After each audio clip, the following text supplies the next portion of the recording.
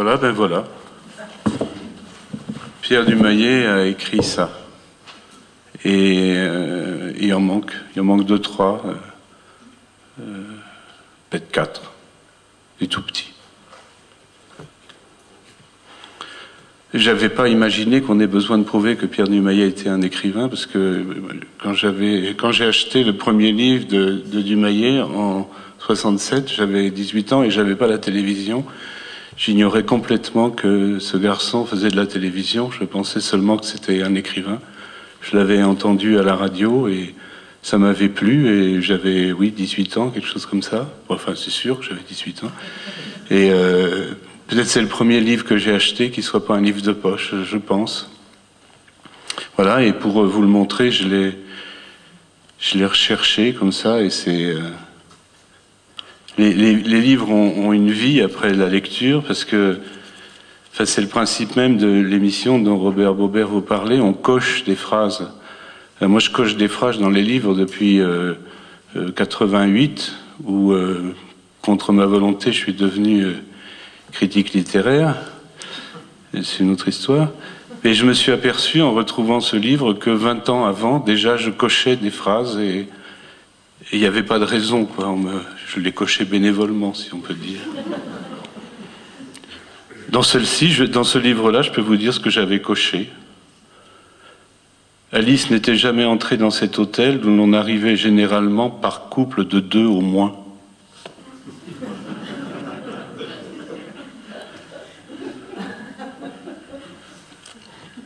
J'ai coché aussi « Monsieur sait-il ce qu'il avait alors dans la tête ? Une arrière-pensée faite d'une scène dont j'avais été ou dont j'allais être un jour le témoin. Nous étions 5 ou 6 dans une auberge. Je dis 5 ou 6 parce que l'un d'entre nous avait dû hésiter à venir. » Ce qui fait que c'est pas si mal qu'on le mette à côté de Charles Cros, quand même. Il y a des choses qui... Ah oui, puis il tombe des papiers, des livres. Alors ça, je sais pas du tout ce que c'est, mais j'ai retrouvé.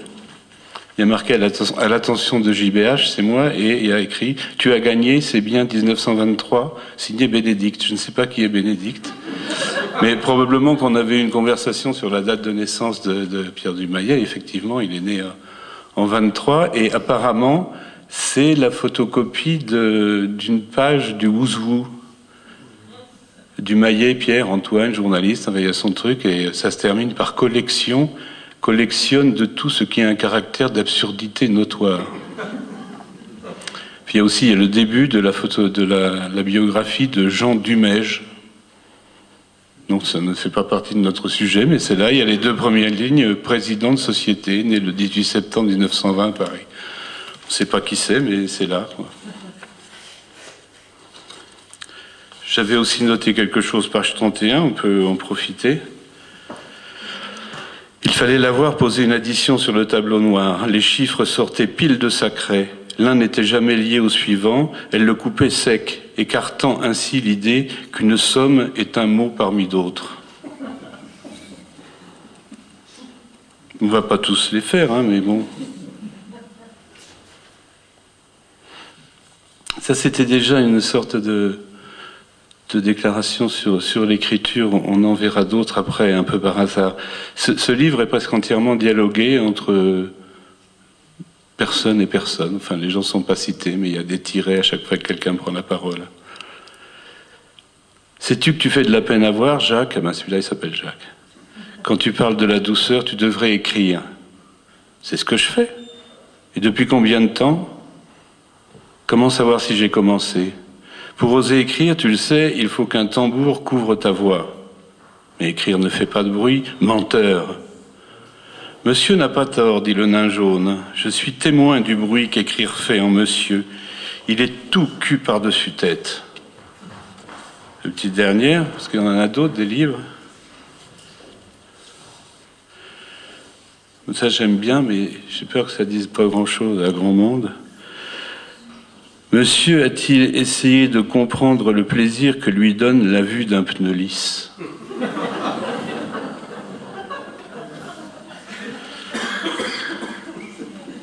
Puis à la fin, j'ai noté des choses au crayon, donc ça fait 45 ans, quoi. D'abord, j'ai rectifié le numéro d'édition, c'était le 2640, et j'ai rayé, j'ai mis 2169, je ne sais pas du tout pourquoi. Et le numéro d'impression, qu'on ne trouve plus dans les livres maintenant, qui était le 8989, qui était bien, et j'ai mis à la place 9113. Il y a aussi écrit 266 exemplaires, alors je ne sais pas si c'est les ventes, peut-être, j'en ai peur. Et aussi, Pardon ? Écrit au crayon, comme ça, je sais pas. Mais peut-être c'est le tirage, on en aurait vendu encore moins. Je suis d'autant plus fier de l'avoir acheté avec mon argent de poche. Et j'ai écrit aussi une phrase que j'ai lue dans un de ses livres et que j'ai jamais pu retrouver, mais peut-être quelqu'un m'éclairera, traduit du tapinois. Il avait mis ça en exergue d'un livre, mais je ne sais pas lequel et je ne sais plus lequel. Puis après, il s'est passé du temps. Monsieur a-t-il bien tout dit aujourd'hui chez De Noël en 67, je crois qu'il y en a encore 2 à la librairie ici, mais ne partez pas maintenant, écoutez-moi. Mais après, je ne sais pas si on en trouvera d'autres. La tête chez Grasset, 13 ans plus tard, s'est épuisée, donc pas de problème. Et là, j'ai rien coché parce que je crois que j'en ai un autre exemplaire, mais tant pis. Mais en revanche, j'ai voulu lire la 4e de couverture, qui est l'art d'écrire selon Dumayet, et c'est une page qui n'est pas dans le livre, qui est signée sur la 4e de couverture. J'ai toujours envié la chance des vrais romanciers. J'ai beau inventer la plus belle femme du monde, si je lui présente un géant superbe, il ne se passe rien. Alors j'ai suivi le conseil d'Henri Michaud. Ne désespérez jamais, faites infuser davantage. Ce que j'ai fait. Comme on garde une pastille sous la langue, j'ai mis de côté quelques herbes volées. La blouse que tendait si bien le corps d'une pharmacienne aperçue à Limoges, la silhouette d'une vieille dame, le monologue d'un monsieur qui va s'offrir une nouvelle voiture, un objet qui voudrait être maléfique et qui le devient grâce à la complaisance de ses victimes, un conducteur d'autobus qui séduit sans lever le petit doigt, toute une classe terminale, une vendeuse aux yeux rouges et 3 ou 4 autres personnes qui finiront par prendre les premiers rôles. Un beau matin, je sentis venir le galop. Tous ces gens dépareillés, le vent d'une histoire les avait mis debout. Bref, comme on essaie de recoller un vase cassé en miettes, j'ai essayé de reconstituer à partir d'une centaine de morceaux quelque chose qui n'avait jamais été un vase, mais qui avait été à mon insu une tête. Cette tête. Peut-être pour ça que j'ai ma colle à bois. Bon, après, il y a on pourrait dire la vraie vie de Pierre Dumayet, les 5 romans qu'il a publiés aux éditions Verdier, et qui, pour moi, ont pris un autre relief, parce qu'entre-temps, on m'avait obligé à rendre compte de mes lectures dans un journal. Donc j'ai des notes toutes faites, j'ai pas eu... J'ai oublié de vous dire, dans la tête, il y a un truc incroyable. Il y avait aussi une feuille qui est tombée, alors c'est 3 exemplaires d'un truc étrange. Et peut-être une fois de plus, Robert Aubevert pourra nous éclairer. Alors je ne sais pas pourquoi il y a 3 exemplaires, mais il y en a 3. Je lis. Galerie Van Ryck, 60 boulevard Malesherbes, Paris 8e, le 15 juin 1951. C'est pas d'hier. À Monsieur Dumayet, Paris. Mais le Monsieur Dumayet est rajouté dans un blanc d'une autre frappe de machine. Cher monsieur, le peintre de la forêt de Marly, accessoirement aussi de la Champagne, son pays natal, et du Finistère, Georges Simonnet, eut l'année dernière les pieds totalement gelés en séjournant trop longuement dans la forêt pour peindre des effets de neige. Accident professionnel bouleversant, dont les suites furent terribles. Georges Simonnet, maintenant, et depuis peu grand mutilé, ne pourra pas assister au vernissage ni au pré-vernissage de son exposition, où notre grande amitié, vieille de 25 ans, fera de son mieux pour le représenter. Je pense que ça faisait partie des collections, sa collection de textes notoirement absurdes. J'en ai un pour vous.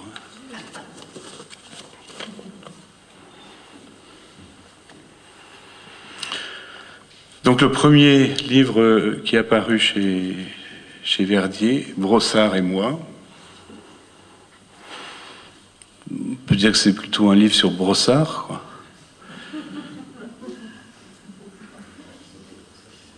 La première phrase est relativement célèbre, puisque à chaque fois qu'on parle de Dumayet et que quelqu'un a envie de lire un extrait, il tombe sur cette phrase: « La mer qui est loin derrière la mer que je vois ne doit pas être belle à voir. » Et puis très vite, on a le portrait de Brossard.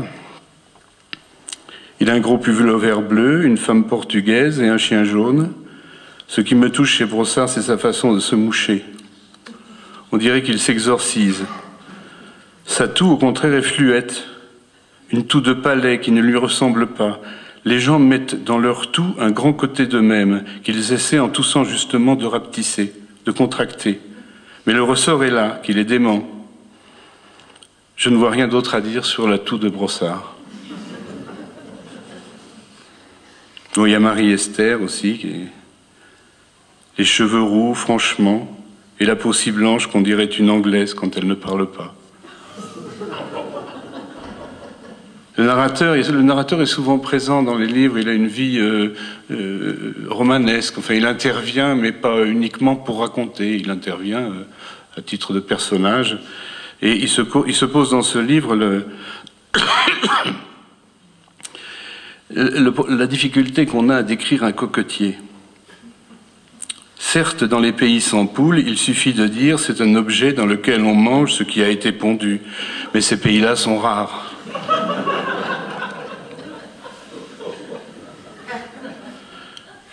Je tourne mes phrases devant vous comme un béret. Bon, je ne vais pas tous vous les lire en entier.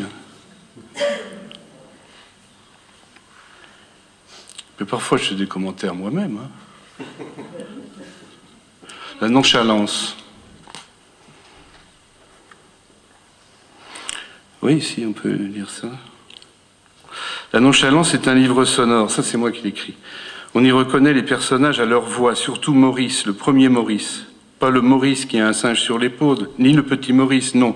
Le Maurice qui est mort dévoré par un chien, son chien, commandé par un autre, Gustave, le Gustave du paradis. Car cette année, dans les livres, on meurt souvent dévoré par un chien.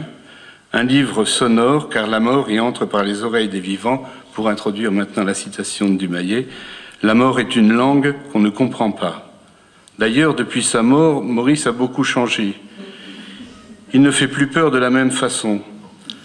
Sous sa voix se cachent d'autres paroles que les siennes, d'origine inconnue. Gustave explique bien ces choses. La mort est un son aigu qui rentre par l'oreille d'abord, on l'entend et il inquiète, puis il disparaît. C'est à ce moment-là qu'il tue. On ne s'entend pas mourir. Chaque oreille a une oreille plus petite qu'elle, qui elle-même en a une plus petite. C'est ce petit point d'interrogation que vise le son aigu. Bon, ça, non. Ouais. Un autre ? La vie est un village. Ouais. Bon, c'est un livre où il y a beaucoup de personnages et il explique « L'ordre même choisi pour énumérer ces personnes est suspect et comparable à celui que le serveur emploie lorsqu'il propose une glace, vanille, café, chocolat, fraise. C'est rare, constate le narrateur, que dans un même livre, deux personnes d'âge si différents entrent dans le tuyau d'un égout. »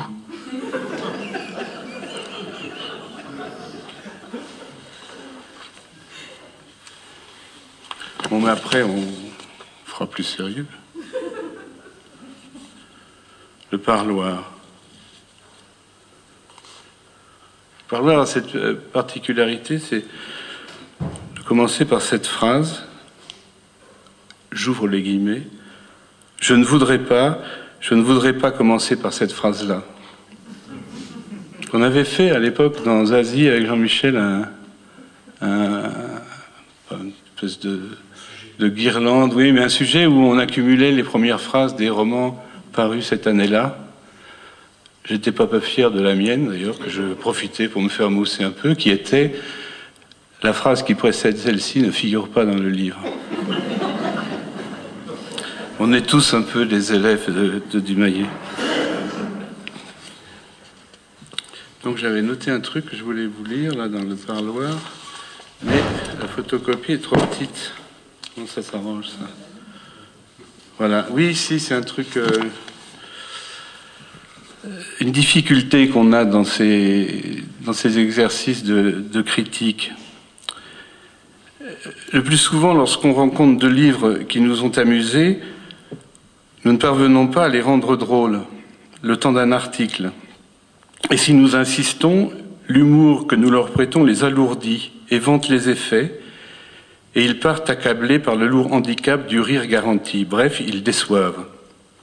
Aussi, l'expérience aidant, au risque de passer pour un pisse-froid, on préfère chercher d'autres moyens de les vanter afin que le lecteur les ouvre quand même et s'y marre par surprise. Avec Pierre Dumaillet, nous nous trouvons sans armes devant la difficulté inverse. Comment dire que ces livres sont tragiques et désespérés alors qu'il suffit de les ouvrir au hasard, ce qu'on déconseille, pour y trouver une incongruité, une cocasserie, ou mieux encore une simple blague qui vous tient de page en page, entre les tristes, le sourire allumé.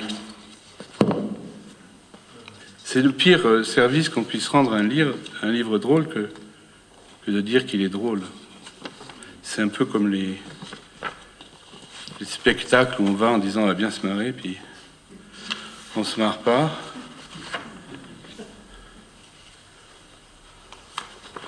Et puis autre chose, là, pour aller dans le plus sérieux de Dumaillet, page 47 du parloir, il y a cette phrase dont on retrouvera l'équivalent, en tout cas dans son sens. Il ne suffit pas de crier au secours pour être un écrivain. Certes non, il n'est pas nécessaire de crier, mais il est bien rare qu'on se mette à écrire pour dire autre chose que au secours, ni sans avoir de bonnes raisons pour le dire, des raisons humaines.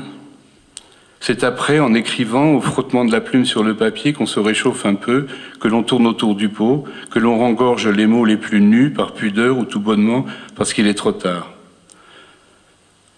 On n'entend pas plus Dumaillet crier au secours dans le parloir que René dire le mot banane.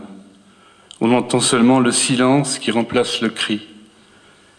Je cite: « J'ai entendu René retenir le mot banane au moment où il allait sortir de sa bouche. Les lapsus de René sont toujours les mêmes. Il ne dit pas un mot pour un autre, il ne dit rien à la place du mot qu'il allait dire. Il fait un trou dans sa phrase. » La maison vide, je crois qu'après on va en lire un bon peu, donc on le verra. Et voilà, et on arrive au livre que Robert Baubert vous a montré, enfin cité plusieurs fois dans son intervention. D'ailleurs, au fur et à mesure de ces lectures, entre-temps, moi j'ai fait la connaissance de Pierre Dumaillet, et je ne vais pas vous le faire parce que c'est personnel, mais l'évolution des dédicaces est assez étrange. Depuis Brossard et moi, où on ne se connaissait pas, où il n'y a pas un mot, pour autobiographie d'un lecteur, c'est signé ton Pierre Brossard. Quand oui, ça, il l'avait écrit pour Corbière Matin, donc à retrouver dans Corbière Matin, en vente tous les jours. Voilà, donc quand Autobiographie d'un lecteur a paru, j'avais rencontré Pierre Dumaillet à Carcassonne et écrit un article pour Libération que je vais vous lire, comme ça. Voilà. Hein? Lorsque l'on va souvent à Carcassonne, on dit Carca, comme on dit LA pour Los Angeles ou Frisco pour San Francisco.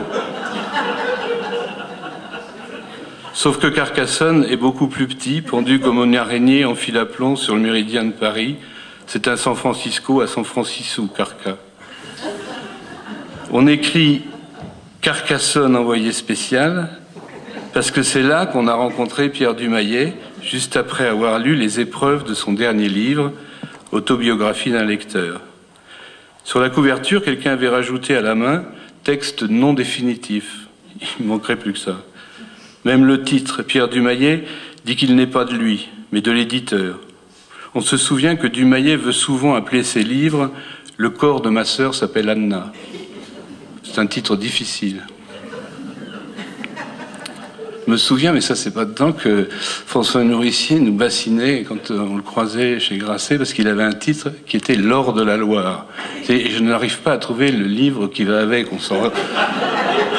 On s'en réjouit, mais on regrette de ne pas avoir Le corps de ma sœur s'appelle Anna.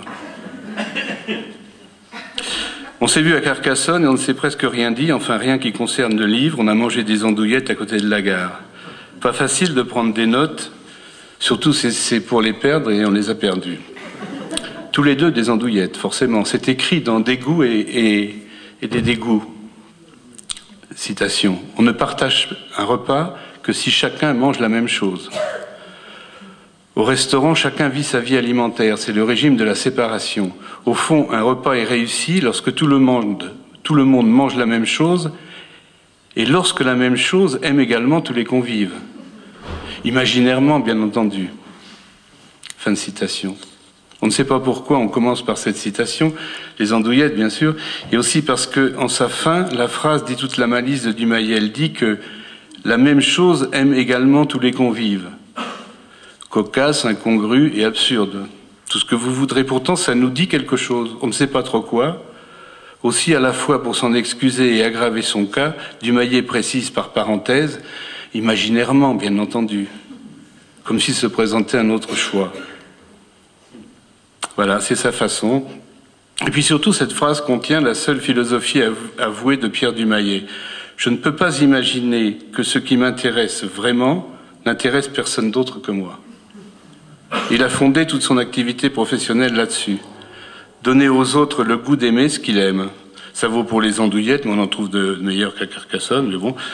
Et pour le reste, les pipes à tuyaux courbes, les couteaux de Pierre Calmels à l'aïeul, le billard et les livres.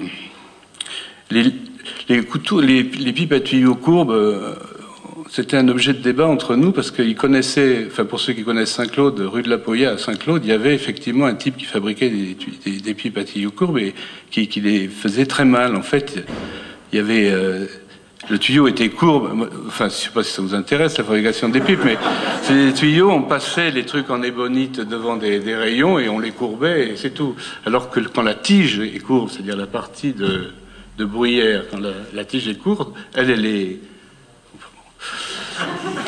Enfin, moi, j'en connaissais un vrai, M. Guilletan, entre Saint-Lupicin et l'Avant-les-Saint-Claude, qui faisait vraiment des pipes à tige courbe. Bon. Quant à son billard, ceux qui ont vu son billard, c'est un billard étrange. C'est le seul que je connaisse comme ça, parce qu'il avait une manivelle qui permettait d'en régler la hauteur pour si on invite des nains, je sais pas. Enfin, et ça n'assurait pas une horizontalité formidable. Et ça permettait de le baisser pour remettre un plateau dessus et manger à table. Bon, pardon. Les livres surtout, donc. Et d'ailleurs, dans l'opuscule dont on a parlé, là pour les andouillettes, supposé nous apprendre qu'il n'aime pas le foie de veau, ni l'auteur de la soupe poire aux pommes de terre, ni celle de la cuisson du gigot, il cite Proust. Un chat vivant marche sur des huîtres tandis qu'une raie morte pend au mur. Proust, qui, dit-il, devait détester les huîtres. Et puis après, Proust appelle une phrase de Tchekhov. De là, on saute à Van Gogh, qui recommande à son frère de manger du pain, puis Gide, puis Huysmans, Paul Morand, Anne Frank. Parce que cet homme-là, Dumayet, a deux vies. Celle où l'on déteste le foie de veau rosé, et l'autre, non pas la vie lue, mais la vie qu'on se fait en lisant, en se souvenant d'avoir lu. Cette vie qui fait l'objet de la présente autobiographie. Citation. « Les livres nous aident à avoir une seconde vie indépendante de notre vie quotidienne et de notre âge. À la mesure de nos lectures, nous avons sous notre chapeau un enfer, un purgatoire et un paradis, et le droit à tout moment de les visiter sans guide. » Et il en a sous son chapeau des livres, M. Dumayet, à croire que c'est de ça qu'il travaille, du chapeau. Dans la tête, page 42, il appelle cette autre vie la récré. Mais à propos de chapeau, on était allé pour un autre entretien chez lui, rue de l'Université, avec un photographe, Franck Courtès, et Franck voulait absolument qu'il le photographie avec son par-dessus et son chapeau. Je ne sais pas pourquoi, en fait une casquette. Les photographes le photographient, ça l'agaçait un peu, et il avait demandé à Courtès: vous pourriez faire une photo pour moi? Il y a une plaque commémorative sur la petite place arrondie à l'entrée du Jardin des Plantes où on peut lire « Ici a été tué pour la libération, le 19 août 1944, le gardien de la paix Péroni et 30 autres Français. » Je suis allé voir, elle existe, j'ai pas fait la photo. C'est étrange quand même. Des modèles de Robert Doisneau, Dumayet écrit « Ils étaient heureux d'être photographiés comme on est heureux d'être guéri. » On était à Carcassonne parce que Françoise exposait des dessins. Et dans le catalogue de l'exposition, il y avait la seule page autobiographique, pas d'un lecteur, mais de sa vraie autobiographie de Dumayet. Je suis né le 24 février 1923 à Houdan, 78. Mon oncle y était pharmacien. J'aimais beaucoup les odeurs de pharmacie, le camphre, le soufre, le goudron. Un peu plus tard, j'ai préféré les odeurs de la philosophie, à cause d'un professeur admirable, M. Perret. Pendant quelque temps, j'ai cru que j'enseignais la philosophie, que j'enseignerais la philosophie. À la Sorbonne, c'était bien. Il y avait Bachelard, Gouillet, il y avait aussi Françoise. Mais la licence obtenue, il fallait devenir sergent, ce qui fut fait sans danger, la guerre se ralentissant. Civil à nouveau, le hasard m'emporta, c'était un poète, Jean Lescure, qui dirigeait une bonne partie de la radio, la RTF. Le hasard me le fit rencontrer. 2 jours plus tard, il me présenta à un jeune homme qui était là depuis au moins un mois, Pierre Desgroupes. Nous fîmes aussitôt, et grâce à Lescure, un magazine littéraire, puis ce fut le début du journal télévisé, Lecture pour tous, 5 colonnes à la une. De cette courte autobiographie, on retient que Dumayet a bien failli être prof de philo. On se dit que c'eût été bien dommage. Et puis non, on aurait bien aimé l'avoir comme prof de philo. Puis si ça se trouve, au bout du compte, on l'a eu. On retient aussi les odeurs de pharmacie. Il y a souvent des pharmacies pleines d'odeurs dans les livres de Pierre Dumayet. Prenez au hasard La Tête, page 63. C'est un hasard un peu forcé, mais sinon on n'avance pas. Hein.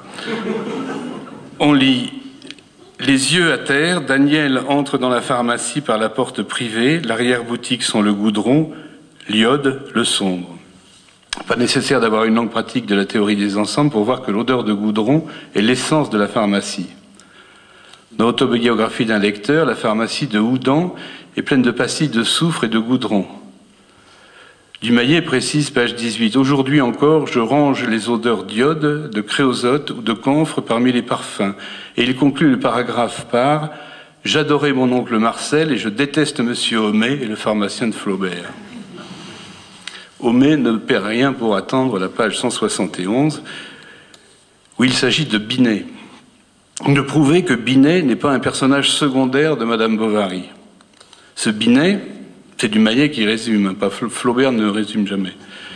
Ce Binet qui a vu Emma revenir de chez son amant, la rencontre chez le pharmacien, Monsieur Homais, que désire Binet? Il demande, entre autres choses, de l'acide de sucre et une demi-once de térébenthine. Bon, on ne peut pas reprendre tout le raisonnement, vous le ferez en lisant, mais Dumayet prouve l'importance de Binet parce qu'il fabriquait des rondes serviettes. C'est le pharmacien qui le dit, mais Binet a été carabinier avant, ce qui commande la suite, que le rond de serviette est le symbole de la lettre O. D'accord? Bien.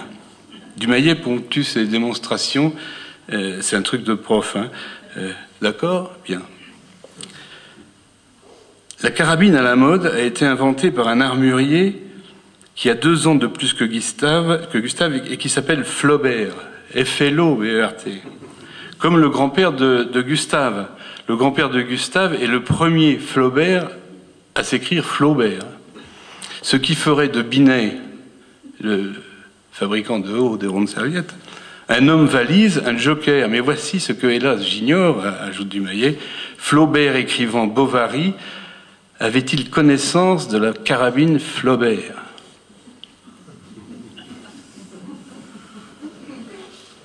Vous voyez que la vie de lecteur n'est pas une sinécure, il faut y mettre du sien. Dumayet titille souvent Flaubert, surtout Madame Bovary. C'est un livre que je pourrais relire les yeux fermés, disait-il. Il est capable de vous dire, même si Flaubert ne nous en dit rien, si telle ou telle scène se passe un mercredi ou un jeudi, et que ça change tout. Il aime surtout ces 24 mots. Des mouches sur la table montaient le long des verres qui avaient servi et bourdonnaient en se noyant au fond dans le cidre resté. Il y a beaucoup à en dire. Elle conduit à Proust, à la comtesse de Ségur, dans l'œuvre de laquelle on ne trouve pas la moindre mouche. Pas plus que chez Madame Bovary, on ne trouve le moindre chiotte. On a cherché, tout le monde a cherché, il n'y en a pas. Flaubert ne résume jamais Dumayet si, page 39 de La vie est un village, il écrit « Une mouche au fond d'un verre dans le cidre resté ». La phrase est approximative, pour la raison que le héros du livre n'achètera à Madame Bovary que 38 pages plus tard. On ne sait pas pourquoi, mais les 24 mots de Flaubert nous évoquent 28 mots de Queneau, publiés en 1939 par Gallimard dans Les Rues d'hiver. C'est Madame Veuve Dutertre qui parle. Car les Havrais, Dieu, en qui elle ne croyait pas, pour ce qui était de l'intelligence, à son idée à elle, il les avait bien mal servis. Après tout, chacun a une biographie de lecteur, et vous et moi, tous ceux qui ont lu les mêmes livres, c'est comme si nous nous étions croisés, dévisagés peut-être, et plus, puisqu'affinité. Pierre Dumayet a tout lu et presque tout relu, il a croisé du monde, il se demande, est-il raisonnable de dire qu'on déteste un personnage de roman? Les sentiments que nous éprouvons pour des personnages fictifs sont-ils réels? Son autobiographie frappe à toutes les portes et elle frappe juste. Il a ses têtes, Flaubert, on l'a vu, Proust, les lettres de Van Gogh. C'est sa seconde vie publique. Il dit que les femmes de Tchekhov ont une voix qu'on ne distingue pas du corps, que Jules Verne est responsable de cette peur qui le gêne quand il voudrait nager, qu'en lisant Giono, on assiste à la formation d'un orage, que Giraudoux est le seul normalien qui ait enseigné l'ignorance, et qu'à lire en même temps les nourritures terrestres et la nausée, l'un des deux bouquins doit rendre l'autre illisible. Que Michaud lui a écrit ceci: craignez les explications obscurcissantes.